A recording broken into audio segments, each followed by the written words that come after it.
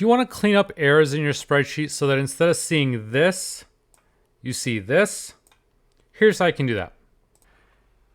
Each one of these errors has a specific error type in Excel. If you type in error.type, you can see all these different errors. So what you want to do is create a lookup table for each one of the errors that you want to track.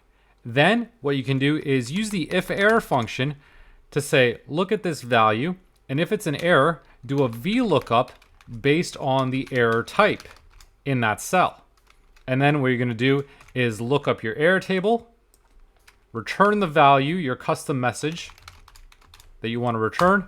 And now what it's going to do is going to tell you, based on that error message, what the result is. And if there isn't an error, then it's going to return that original value. And so now what you can do is hide this, and you've got a much cleaner result now from your lookup.